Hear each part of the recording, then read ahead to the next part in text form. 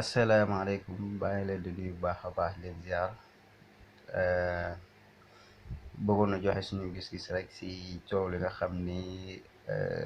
am na ci bindu histoire yi nga xam ni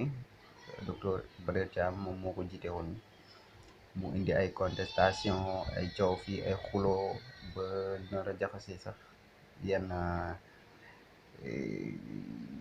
yenn tarixa yi wala mel ni dafa am parloo ci gis-gisu ñenn ñi gis ni ñi dañu jël tarixa sàngam aj ko yu demee noonu ak ñi kontaanuñu parce que waxuñu leen lu leen neex ñi je pense que liggéey bi sax des na parce que bu ñu tracé woon histoire telle qu'elle est kon dëkk bi day tàkk dëkk bi day tàkk parce que suñu réew amuñu culture histoire amuñu culture xam-xam science ñun ku bëgg a defar ku bëgg a bind histoire du Sénégal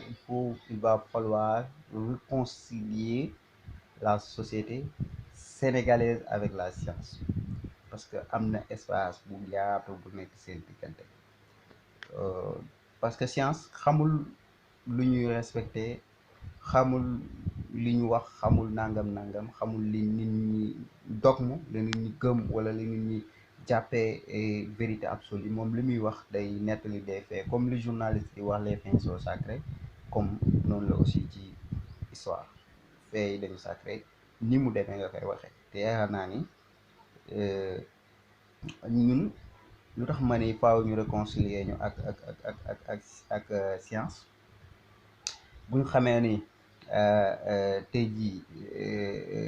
dëgg ñun dëgg taxuñu jug dëgg taxuñu jug ci bu ñu dégg diglu histoire li ñu bëgg li ñu tax a jug mooy ñu dégg bëgg a xam dëgg taxuñu jug xam nga lu ñu tax a jug mooy bëgg a xam lu ñu neex bëgg a xam ku ñu tàgg bëgg a xam ku ñu parce que parce que ñun mode historien bi nga xam ne moom la ñu judduwaale mooy lan mooy géwal mooy griot yi nga xam ne dañ lay wax li la neex mode boobu nag mënta nekk le même ak bi nga xam ne mooy intellectuel buy travail scientifique donc bu ñu bëggee de jugee si mode boobu mode griot yi jëm ci basculer ci mode boo xam ne c'est des intellectuels ça va poser problème parce que géwal bi peut-être li la neex la lay wax li neex ci sa histoire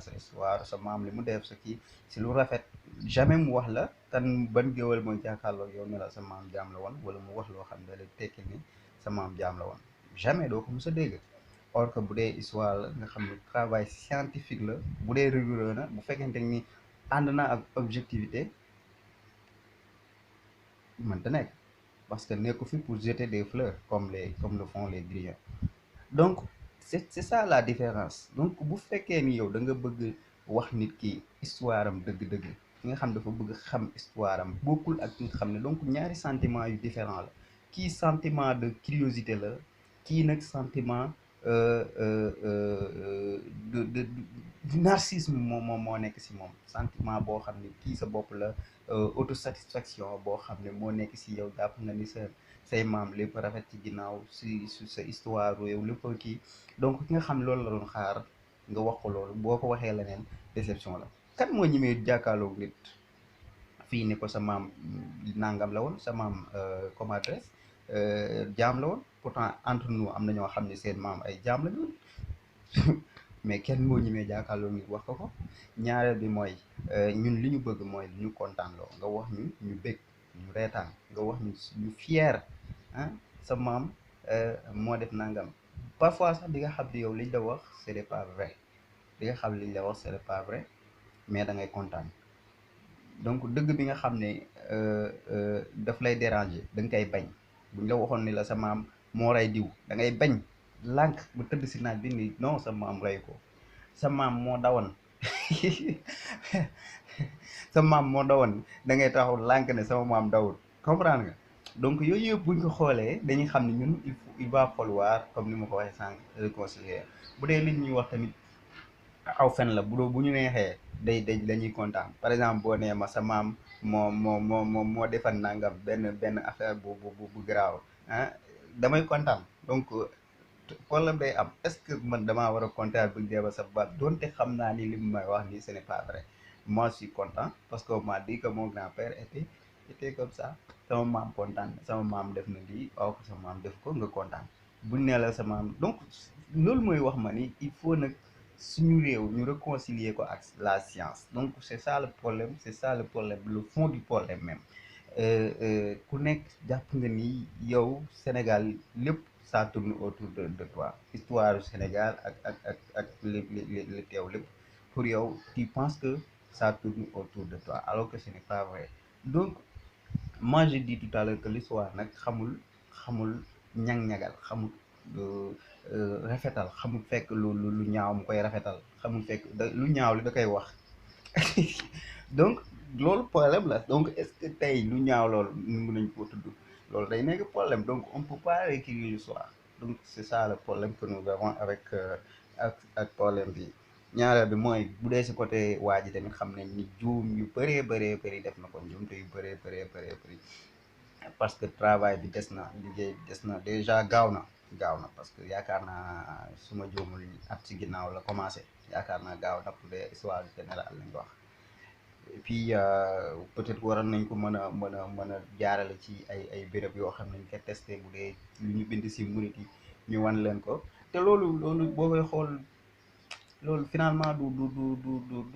histoire dara parce que da nga yow finalement wëratoo pour science liggéeyaloo science mais ñan ngay liggéeyal mooy askan bi ngay liggéeyal donc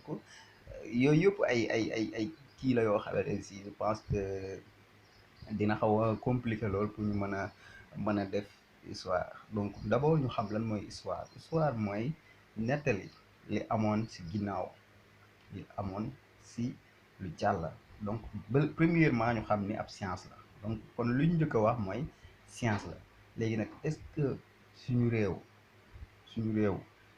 méngoo na ak science est-ce que suñu réew pare na pour nangu science moi je dis non parce que suñu réew ni mu configuré woo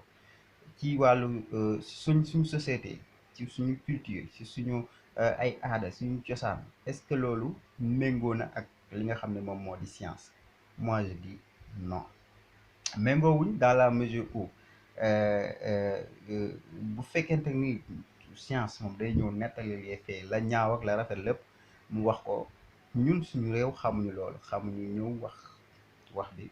lu ñu xam mooy nga rafetal ko nga ñagal ko nga nëbbul li ñaaw wax li rafet loolu lañ xam donc problème day